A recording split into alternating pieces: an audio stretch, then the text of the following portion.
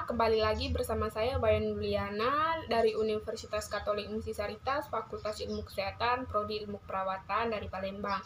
Nah, jadi di sini saya akan membahas tentang target organ efek toksik. Nah, jadi di pertemuan sebelumnya saya sudah membahas parasitologi. Nah, jadi kali ini saya akan membahas materi ini. Jadi sebelumnya organ dan toksisitas selektif.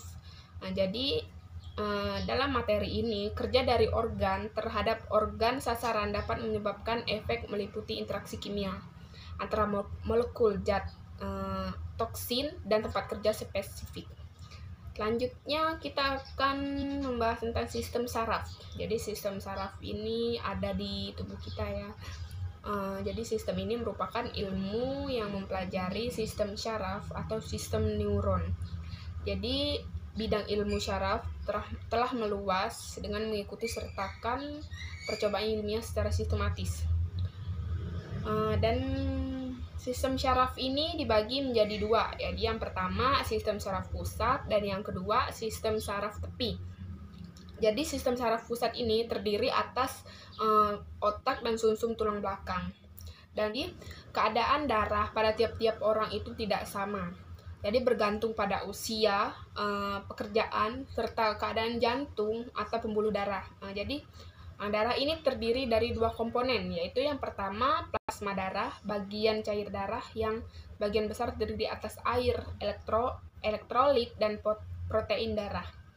Jadi butir-butir darah yang terdiri atas komponen-komponen ini, yang pertama eritrosit atau sel darah merah, yang kedua leukosit atau sel darah putih, dan trombosit atau butir pembeku darah. Nah, jadi trombosit ini bagian dari beberapa sel benar dalam sumsum tulang belakang. Nah, selanjutnya kita akan membahas tentang hepatologi. Jadi hepatologi ini kita akan bahas tentang hati ya. Jadi kalau tadi saya sudah membahas tentang darah dan sistem saraf, jadi selanjutnya kita akan bahas tentang hati. Jadi hati ini merupakan kelenjar yang terletak di antara dua kuadran kanan atas perut, tepat di bawah diafragma. Jadi hati kita ini terletak di kuadran kanan di atas perut. Hati ini mengeluarkan cairan empedu, dan hati ini juga berfungsi sebagai yang pertama menghasilkan cairan empedu, dan yang kedua menghasilkan urea, dan yang ketiga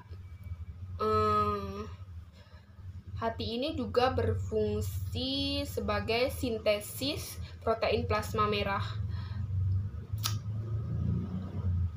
Dan selain itu, hati juga sebagai penyimpan glikogen dan substansi yang penting. Penyakit utama pada hati ini biasanya hepatitis dan sirosis hati. Penyakit lainnya atau kelainan pada sistem ekskresi ini, yang pertama nefrosis, yang kedua nefritis glomerulus, dan yang ketiga pyelonefritis, dan yang keempat sistisis, dan yang kelima ada batu ginjal, dan yang keenam ada gagal ginjal. Jadi selanjutnya kita akan bahas sistem kardiovaskuler. Jadi sistem kardiovaskuler ini bahas tentang jantung. Jadi setiap orang itu pasti mempunyai jantung, dan ada memang orang punya kelainan yang jantungnya tidak normal. Sistem kardiovaskuler ini merupakan tersusun badan utamanya itu yang pertama jantung, paru-paru, pembuluh darah.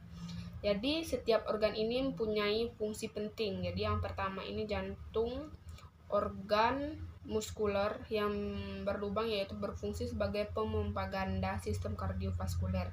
Sisi kanan jantung memompa darah ke seluruh jantung. Jadi jantung ini mempunyai 4 katup. Yang pertama katup tricuspidalis antara atrium kanan dan ventrikel kanan, dan katup pulmonal antara ventrikel kanan dan arteri pulmonalis, dan yang ketiga katup mitral antara atrium kiri dan ventrikel kiri. Dan yang selanjutnya itu ada katup aorta antara ventrikel kiri dan aorta, arteri utama dalam tubuh. Aorta ini adalah arteri atau katup utama dalam tubuh. Selanjutnya kita akan bahas ginjal. Nah, ginjal ini adalah salah satu bagian penting dalam perkemihan. Jadi sebelum kita mengeluarkan urin, jadi urin ini diproses dulu di ginjal. Ginjal adalah sebuah organ kecil tetapi penting yang terletak dalam tubuh. Tidak tampak secara fisik, tetapi bagian lainnya mempunyai fungsi yang kompleks dan bekerja secara otomatis. Jadi kita tidak tahu bagaimana ginjal itu bekerja dalam tubuh kita. Kita pun juga tidak tahu, dan kita juga tidak melihat bagaimana ginjal itu bekerja. Jadi fungsi ginjal ini yang pertama menyaring darah, menghasilkan hormon, dan yang ketiga menjaga keseimbangan basa, dan yang kelima menjaga kebersihan darah, dan yang keenam regulasi darah, dan selanjutnya mengatur keseimbangan pH darah, dan proses vitamin D mengatur keseimbangan air dan garam, dan selanjutnya mengatur tekanan darah. Nah, itu dia pembahasan saya mengenai target organ efek toksik. Nah, jadi itu dia penjelasan dari saya. Semoga bisa bermanfaat untuk teman-teman semua. Jika saya ada salah kata, saya mohon maaf.